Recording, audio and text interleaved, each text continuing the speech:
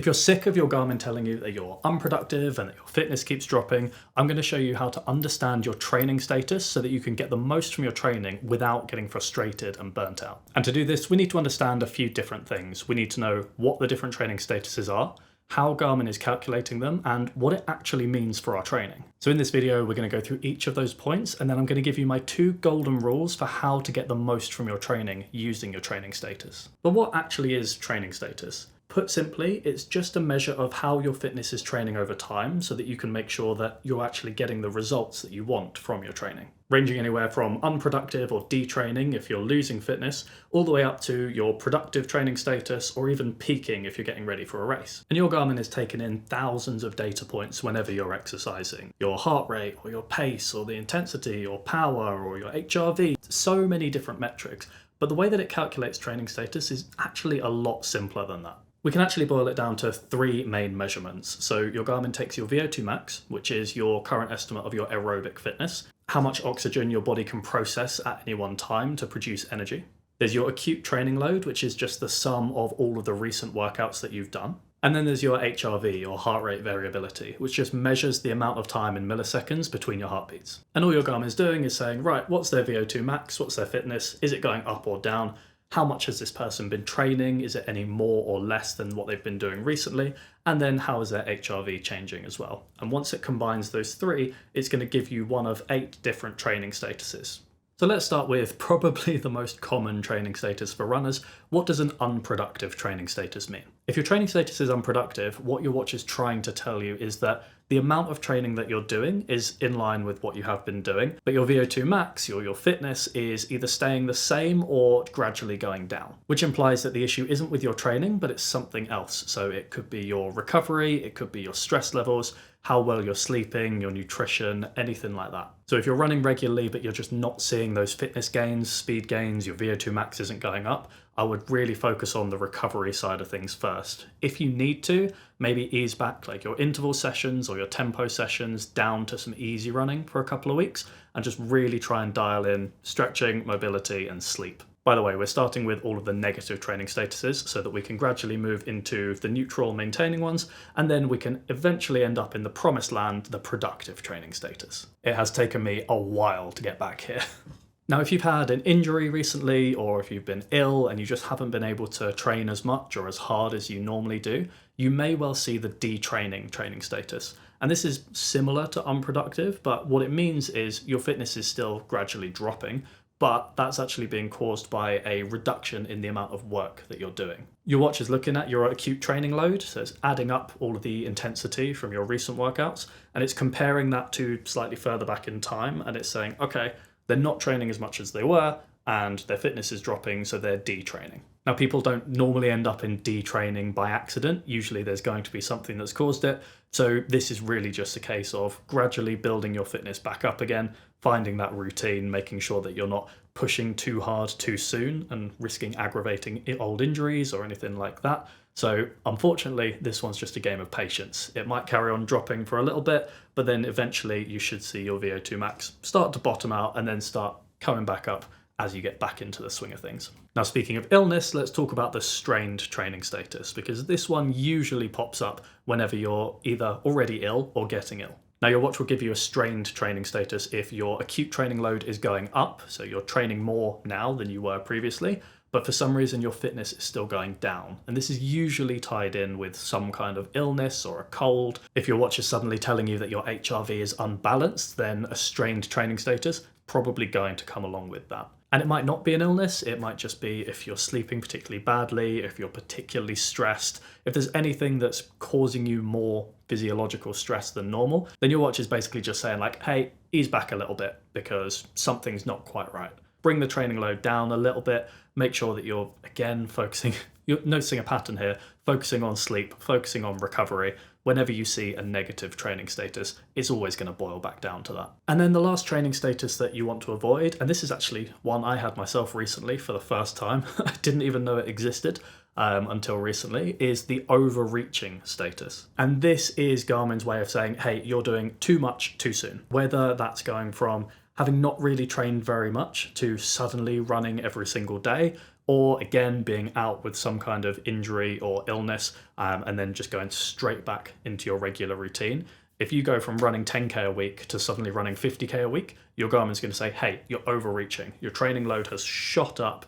It's way above what the average was before. And yet your fitness is either plateauing or going down because you're just pushing too hard. Treat this as a red flag. Make sure that you're taking enough rest days, because you're doing too much for your body to handle and it will result in injury. And one thing I do just want to quickly caveat with here is all of this is just numbers, it's just data. Your watch is just going off of pure algorithms and calculations. It doesn't have the context of you, your life, how you're feeling. So take it with a pinch of salt when you do see these things, but use it as a guide. If you've been wearing your watch for a while and it has that data, then they are pretty, they can be pretty accurate, but it's not going to be perfect. So don't live your life by what your Garmin is saying, but do use it as just some good parameters for you to stay within. Okay, so those are all of the negative training statuses done.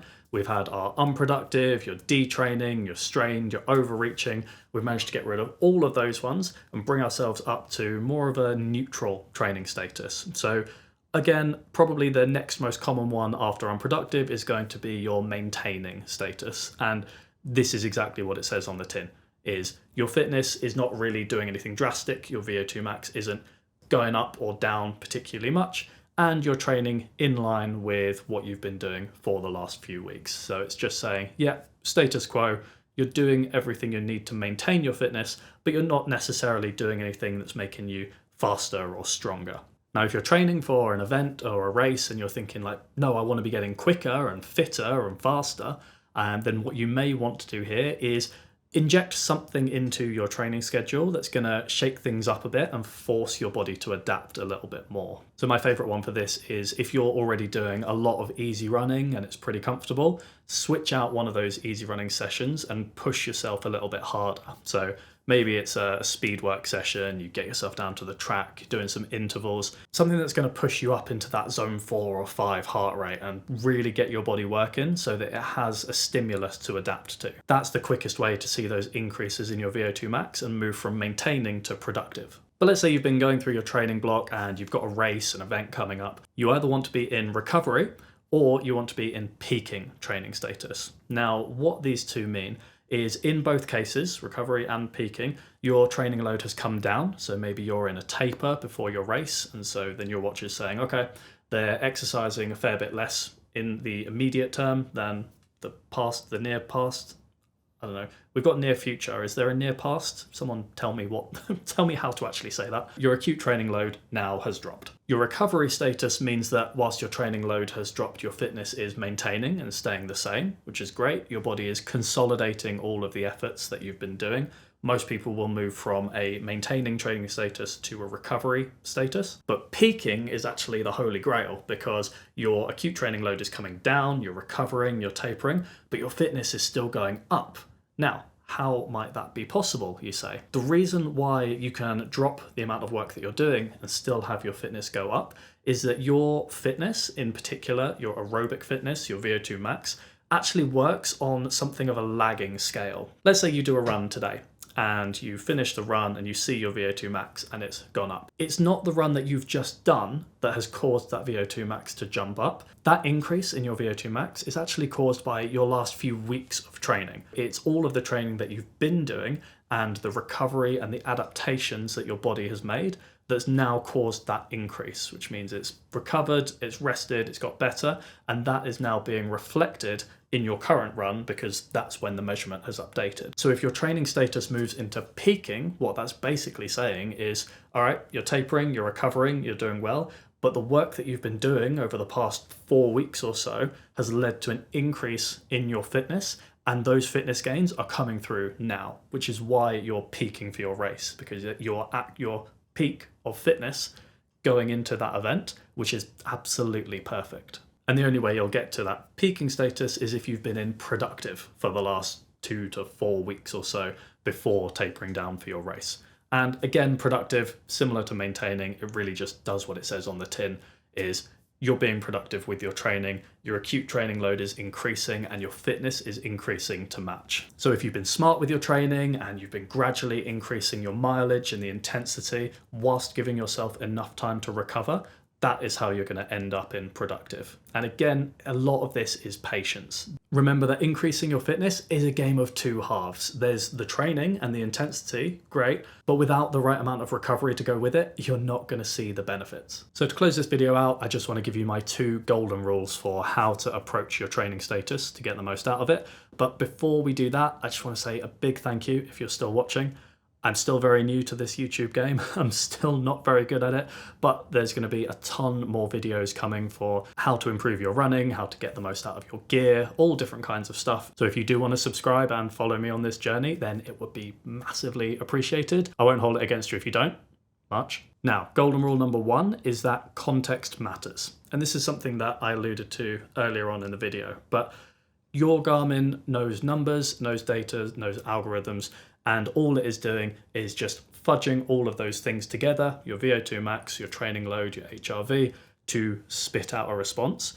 You don't need to massively change what you're doing as a result of that, especially if you're feeling good. Use the information about your training to validate how you're feeling rather than letting it guide you completely. So one thing that I really like to do is when I stop my run, before hitting save and seeing what that training status is, I just have a little check-in with myself and think, how would I put my training status? Like, how am I feeling? Do I think my recovery felt good? Did I feel strong in that run?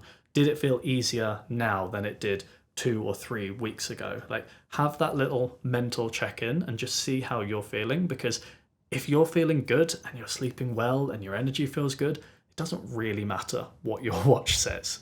But if you finish it and you think, oh, like, that was tough, like I didn't feel 100%, like feel a bit under the weather, something's not quite right, and then your Garmin also spits out an unproductive or a strained training status at you, then that's probably a good sign that you need to take a rest, take some more recovery, and then come back stronger the next time. And golden rule number 2 is that the trend matters more than the day.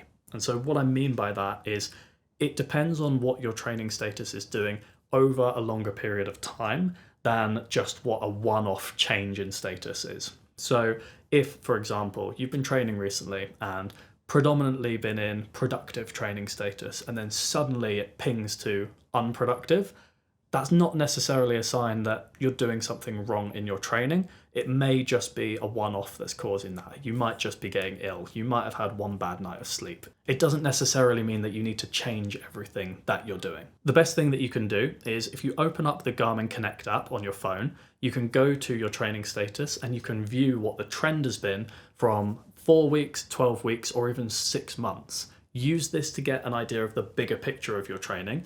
If it is predominantly stuck in unproductive, strained, then yes, you need to make a change. Whereas if it is mostly maintaining, productive, and then occasional spots of unproductive or strained, you know that on the whole, your training is still moving you in the right direction. You don't need to retool your entire training plan just because you got a one-off unproductive, strained detraining status. And that is everything you need to know about your training status. Hopefully you found this helpful for your own training. I'm planning on doing a lot more videos like this one. So yeah, tune in for more of them, and hopefully I will see you in the next one.